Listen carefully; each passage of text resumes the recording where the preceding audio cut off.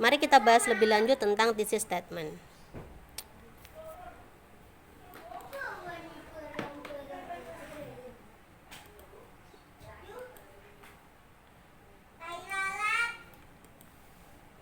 Kita langsung ke anggaplah introductory paragrafnya seperti sebuah funnel. What is funnel? Ya, funnel sudah kita bahas pada materi sebelumnya. This is like a funnel. So funnel is corong, or let's say the piramida terbalik. First, you can see in the PowerPoint. First, grab your reader's attention with a general statement about your topic. Then give your reader a brief explanation, 2 until 5 sentences of what you will be explaining about your topic. Jadi lihat, pada awalnya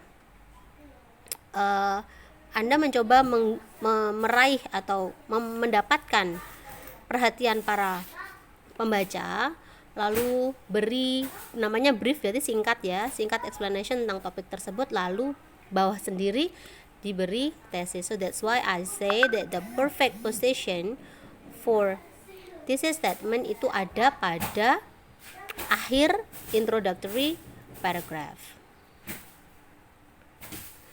Sebenarnya thesis statement itu nggak sulit. So let's see, apa sih ciri-cirinya yang bukan merupakan thesis statement?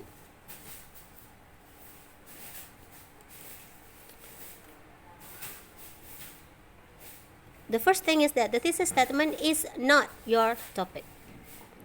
Ini ada contohnya di sini, sekalian sudah ada contohnya. Your topic tells your reader what you are talking about. Ya, I will compare marijuana usage over the last 5 years. Contohnya kok yo pas marijuana, biar grab your attention. Then your thesis tells your reader your position and your topic.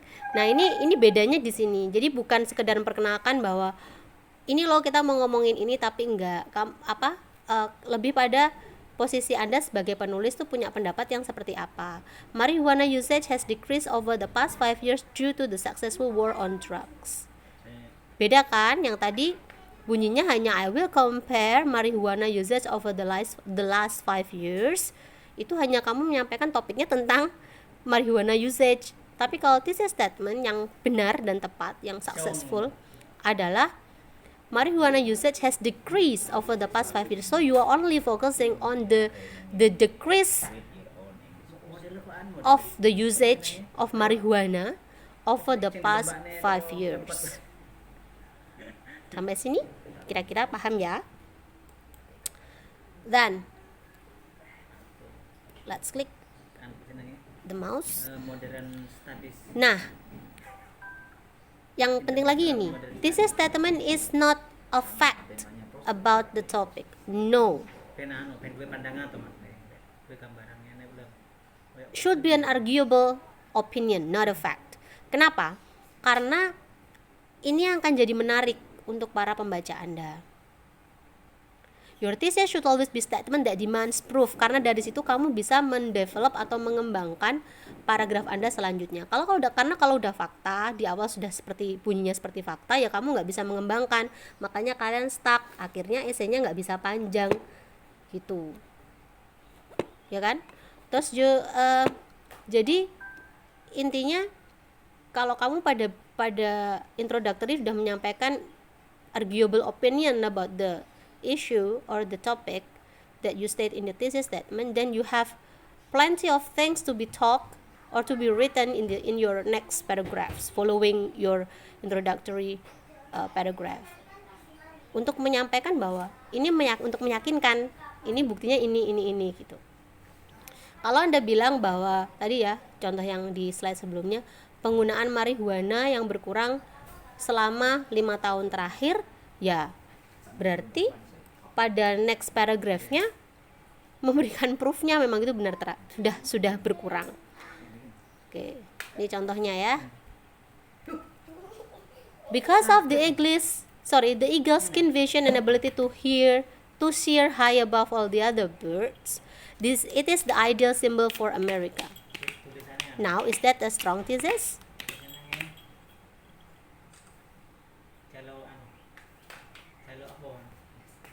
Nih, thesis statement itu adalah sebuah kalimat yang menjawab pertanyaan besar dari si pembaca.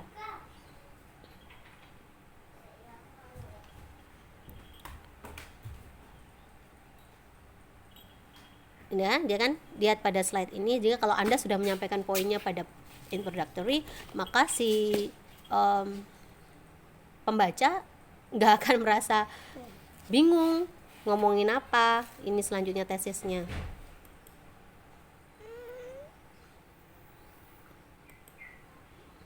Nah, ini ya. Jadi thesis statement itu menyampaikan poin Anda pada audiens Anda, yaitu si pembaca.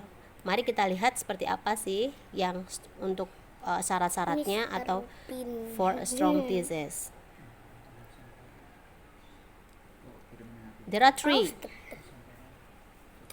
Tidak boleh terlalu luas dan tidak boleh terlalu sempit. Juga tidak boleh too vague. Lihat. Nah, if your point is too broad atau dalam, Anda bingung untuk menyampaikan buktinya nanti. Jadinya kebanyakan pada sebagian esai itu mensyaratkan jumlah maksimal. Karena kenapa? Supaya Anda bisa mengelola ide yang disampaikan secara tertulis itu secara efektif, efisien, tidak bertele-tele. Ya, itu tidak jelas ya, seperti mem-PHP pembaca Anda, bulet agak jelas. Nah, ini contohnya.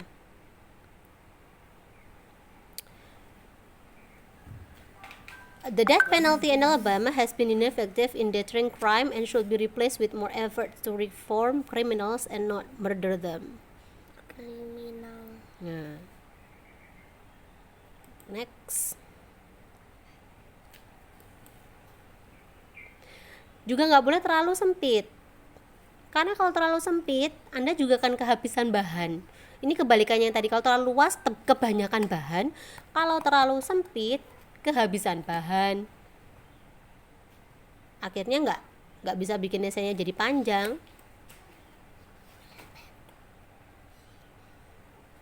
Nah, mari lihat contohnya. In Lord of the Rings, the author carefully chose a weapon for each character that was symbolic and revealed something about them to the reader. Nah, ini yang syarat ketiga. Kalau klaim Anda nggak jelas, nggak clear, nih PHP tadi ya, pasti pembaca Anda akan dazed and confused. Mau ngomongin apa sih nih? Kesana sini, kesana sini. Ya, contohnya, if the United States were to get rid of welfare, it would aggravate an already severe homeless problem, cause a rise in crime, and remove the only safety net that our country has in place. Define the term horrible idea for your reader. Outlining the major points of your essay would also help.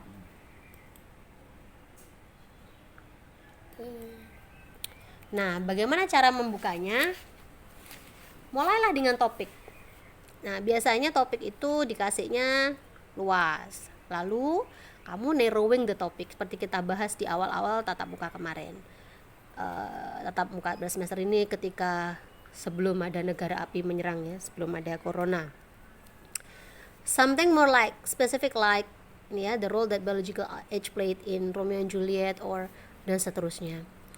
Itu bisa general, bisa lebih spesifik seperti ini. Lalu Anda bisa melakukan yang namanya narrowing the topic. Lalu nah, sama ya yang udah dibahas kemarin juga, saya hanya mengingatkan bahwa kalian mulai bisa bikin namanya skema, membuat list. Kalau kemarin kita lakukan listing yang berhubungan dengan topik ya.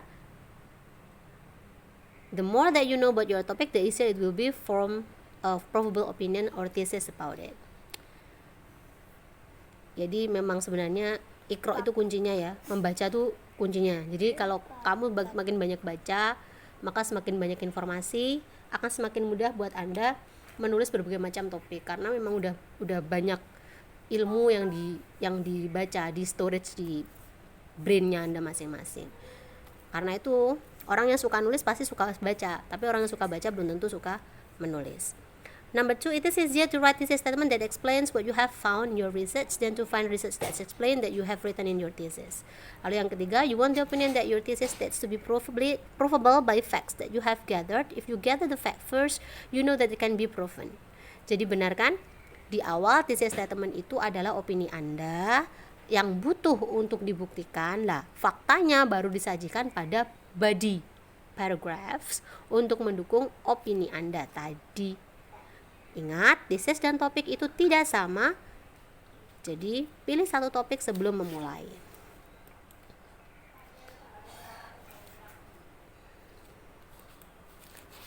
Contohnya ini, lihat. Kalau topiknya family, lalu role that biological ini, dan seterusnya ada 3 contoh. Maka kalau misalnya tema kita ambil yang contoh yang paling atas ya, yang mudah ya, your family. Maka Anda bisa mulai menero itu apa ya? Menyempitkan topik Anda. Use your own memories and those of family members. Be sure to write the memories down to organize your research. Kita sudah lakukan ini ya. Ya, tinggal diaplikasikan aja teman-teman. Next. Bisa juga dengan cara Anda menanyai diri Anda sendiri. Tentang apa ya tulisan saya, essay saya?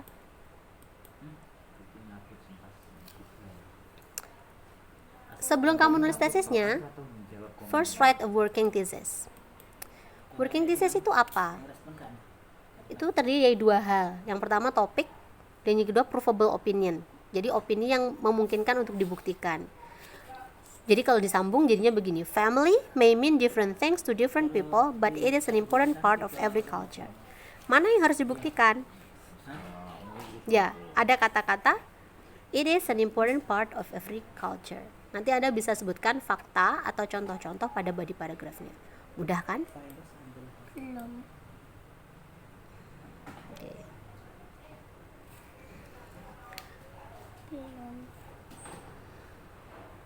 To turn your working thesis into a final thesis statement, compare it to the requirements for a strong thesis statement. Apakah terlalu luas? This working thesis needs to be made more specific. Oke, kita lanjut. Kita buatkan yang lebih spesifik. As in many countries, family has a huge impact of American culture. This is more narrow because we have reduced it to one specific culture. Loh, yang pertama tadi apa nggak mungkin jadi thesis statement? Mungkin, tapi nanti jadinya essay Anda kurang bagus. Karena kamu mau mewakilkan pada beberapa negara, mau bikin body paragrafnya 1 atau 2 atau 3, ya hanya 3 negara yang akan kamu sampaikan.